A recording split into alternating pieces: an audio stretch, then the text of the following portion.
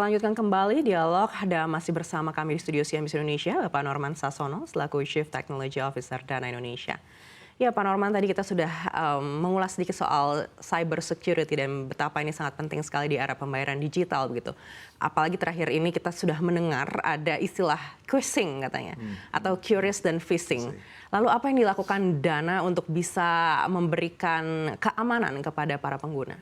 Kita melakukan banyak hal untuk proteksi keamanan pengguna gitu ya, mulai dari yang sifatnya seperti audit, kita certified di ISO, kita certified di PCI DSS, kita menambahkan fitur-fitur security untuk authentication, misalnya dengan PIN, dengan face verification, kita sebut Dana Face, dan juga edukasi ke masyarakat. Ini yang lebih penting karena biasanya fraud atau attack terhadap security itu lebih menargetkan user atau pengguna karena mereka lebih mudah dikompromis dibandingkan sistem itu sendiri.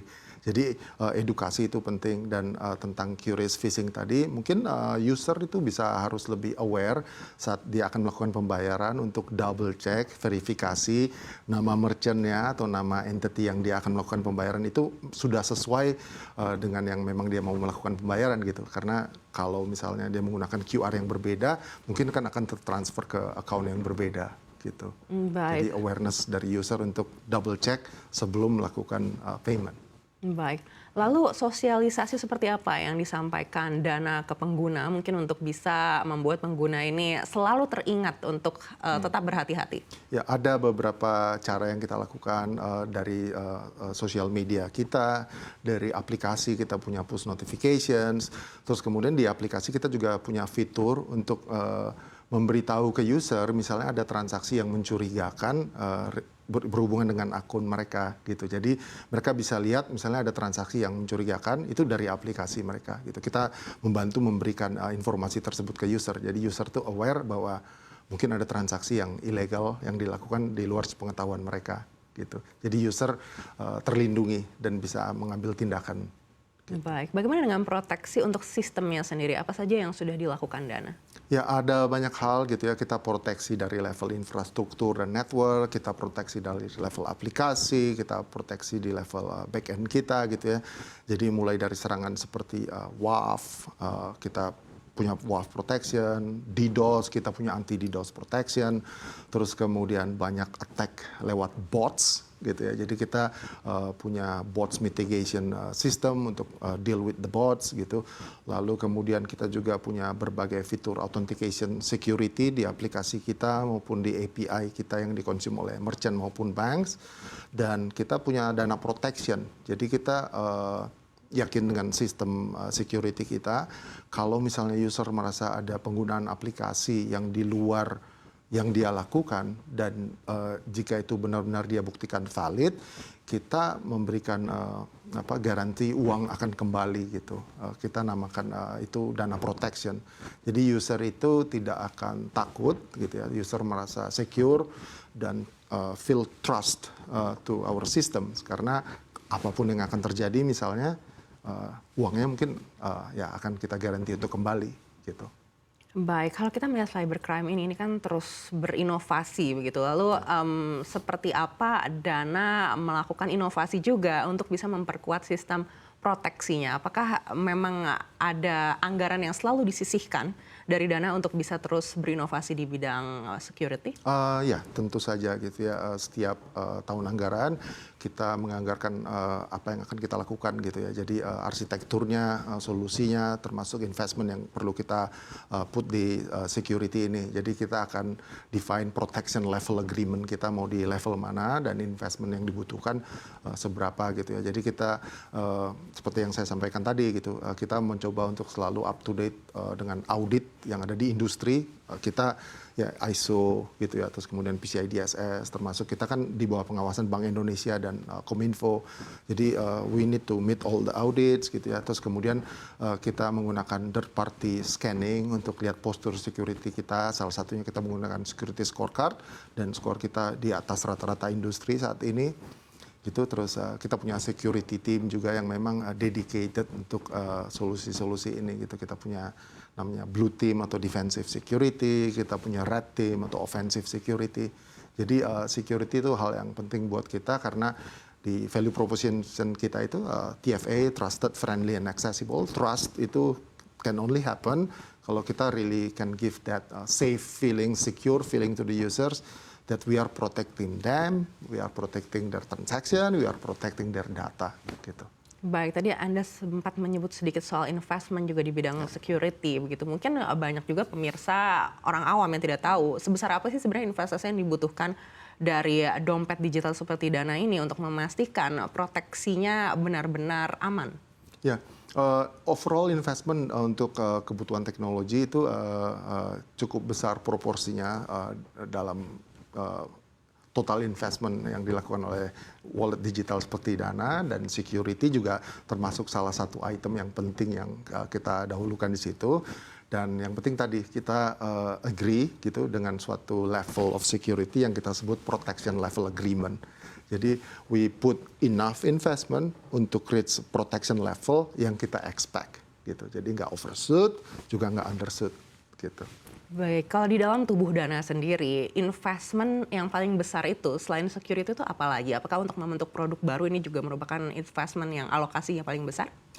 Ya, jadi teknologi investment di bidang teknologi itu proporsinya cukup besar gitu ya. Jadi mulai dari sisi infrastruktur, operation teknologi dan seterusnya.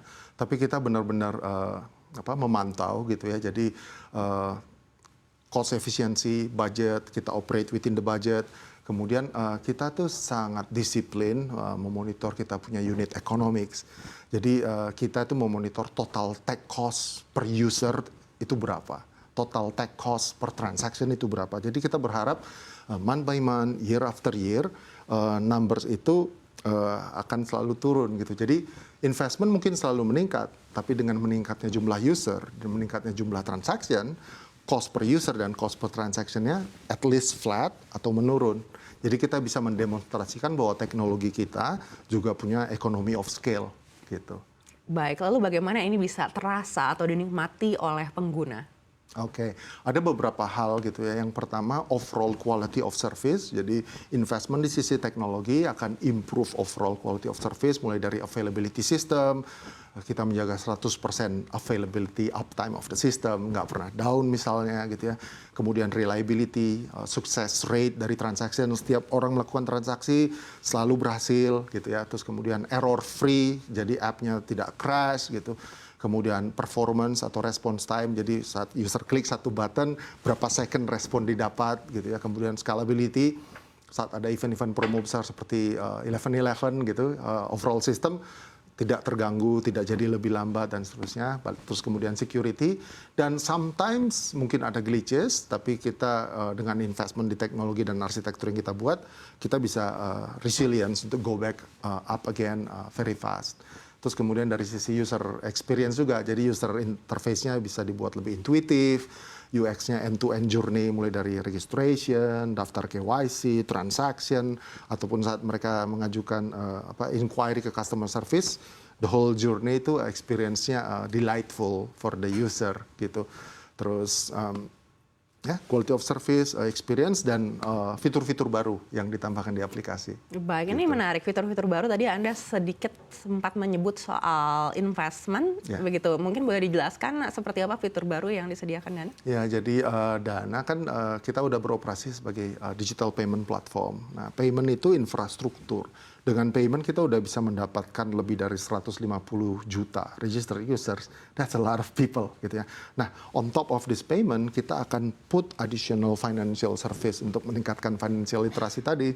Jadi ada investment dan micro insurance. Jadi investment sekarang kita sudah punya digital gold, dan kemudian di insurance kita punya micro insurance untuk setiap transaksi pembelian gitu. Jadi kita akan push ke existing user base kita financial service ini supaya mereka bisa fully experience the whole digital financial lifestyle, bukan cuma payment gitu.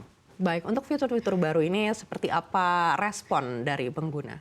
Responnya baik gitu. Jadi tadi saya mention growth-nya untuk fitur investment dan insurance ini year on year 700%. So that is a very good number. Gitu ya, kita berharap ini akan selalu meningkat gitu kan. Dan kalau kita lihat user base kita tadi ya that's big. So kita akan ya somewhat cross sell gitu ya. Jadi memberikan solusi ini supaya yang tadi mereka bisa merasakan experience financial lifestyle, bukan cuma payment, tapi financial itu ada aspek lain seperti insurance maupun investment. Jadi ya ini dalam rangka meningkatkan financial literasi tadi. Baik, tadi pertumbuhannya lebih dari 700% ya. Apakah fitur ini nantinya mungkin akan menjadi tulang punggung dari Dana sendiri? Ya, bisa jadi gitu kan. Seperti yang saya bilang tadi, payment itu infrastruktur. Jadi any exchange of value antara consumer dengan merchant atau dengan bisnis big or small itu kan payment gitu ya. Nah, tapi on top of payment there are other financial services gitu. Dan secara bisnis gitu kita tahu bahwa mungkin margin di investment maupun di insurance itu bisa cukup baik juga gitu. Jadi tentu saja kita akan push ke market untuk memberikan solusi yang terbaik di dua area ini. Baik, tapi sejauh ini mungkin boleh disampaikan sebesar apa persentasinya income Dana dari fitur-fitur sebelumnya dari dompet digital dibandingkan dengan fitur-fitur baru ini? It's growing, jadi we just started, tapi if we look at the growth of 700% growth of transactions user, itu mestinya projectionnya akan cukup signifikan. Baik, tapi untuk di tahun depan sendiri, apakah dompet digital ini masih akan menjadi core business Dana? Ya, dan kalau kita bicara dompet digital kan konsepnya adalah dompet gitu ya. Di dalam dompet itu, di dompet fisik, orang bisa taruh uang, orang bisa taruh cards gitu ya, orang even bisa taruh KTP. Sama, kita tuh digital, jadi orang bisa taruh uang dalam bentuk top up balance-nya, orang bisa taruh card, debit card, credit card gitu ya, dan orang juga bisa menaruh investment documents-nya dia, insurance documents-nya dia in that wallet gitu. Jadi in a sense Dana is still a digital wallet gitu. Tinggal kita memperkaya apa yang bisa kita taruh di dalam wallet gitu. Baik, mungkin proyeksi untuk 5 tahun ke depan akan seperti apa industri pembayaran digital ini? Kalau melihat tren dan growth, termasuk semua pemain di industri, kelihatannya mungkin digital payment, digital financial services in general mungkin akan dominan gitu di Indonesia dibandingkan yang non digital kalau kita lihat 5 tahun ke depan. Jadi apalagi misalnya selama pandemi kemarin akselerasi adoption digital financials ini kayak accelerated gitu ya. Jadi getting fast, mungkin yang will take years tapi because of the pandemic jadi decompress earlier. Jadi masyarakat Indonesia tuh sudah terbiasa, sudah jadi lifestyle mereka gitu ya. Tinggal nanti bagaimana industri, asosiasi dan regulator drive more in the market yang seperti kita discuss tadi, meningkatkan financial literasinya gitu. Dan once it is there, digital mestinya akan jadi yang dominan gitu, majority. Baik, apa yang bisa dilakukan regulator juga untuk bisa membuat jalan 5 tahun ke depan ini lebih mulus lagi? Ya, so far the regulator been doing a very good job. Jadi regulasi yang mereka rilis, termasuk standarisasi dan specification yang mereka rilis itu up to date. Dan yang kami suka dari regulator adalah saat mereka melakukan standarisasi atau membuat specs, mereka tidak sepihak gitu. Jadi mereka inclusive, invite all the players in the industry, invite association untuk define sama-sama specs-nya gitu. Jadi kita udah bisa lihat beberapa sampel gitu kan seperti Kris, kemudian BI Fast, Snap, Open API, Interbank itu di-define sama-sama dengan player dan asosiasi gitu. Jadi nggak sepihak. Jadi dapat feedback dari industri, terus kita kasih feedback ke regulator what works, what doesn't work. Jadi spek maupun standarisasi saat dirilis itu jadi something yang akan mudah diadopsi oleh pemain dan mudah di-enroll, mudah di-implement gitu. Karena our voice since the beginning itu heard gitu. Baik, sekali lagi terima kasih Bapak Norman Sasono selaku Chief Technology Officer Dana Indonesia sudah bersama kami di Profit kali ini. Terima kasih, thank you.